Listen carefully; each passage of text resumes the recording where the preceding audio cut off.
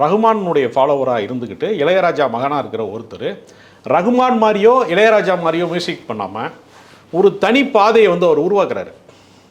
புகழின் உச்சிக்கு போகிறாரு, ஏகப்பட்ட வெற்றி அடைகிறார்.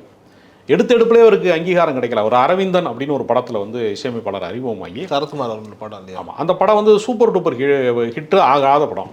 பாட்டு மட்டும் ஹிட் ஆகுது. 3 வருடம் அவருக்கு இசையமைக்க வாய்ப்பே இல்லை. அவங்க அம்மா வீட்டுக்குள்ளேயே முடங்கி கிடக்கிறாரு. அவங்க அம்மா சொல்கிறாங்க, உனக்குன்னு நிறைய தயாரிப்பாளர்கள் காத்திருப்பாங்க, முடங்கி கிடக்காத அப்படின்னு அவங்க அம்மா வந்து ஒரு மோட்டிவேஷனாக அவரை உற்சாகப்படுத்தி, அப்புறம் வந்து பூவெல்லாம் கேட்டுப்பாருன்னு ஒரு படம், அதுவும் மியூசிக்கல் ஹிட்டு. படம் ஓடலை, அரவிந்தனும் ஓடலை, பூவெல்லாம் கேட்டுப்பாரும் ஓடலை. அப்படிங்கிறப்ப ராசி இல்லாத மியூசிக் டைரக்டருங்கிற கணக்குக்கு கொண்டு வந்துட்டாங்க.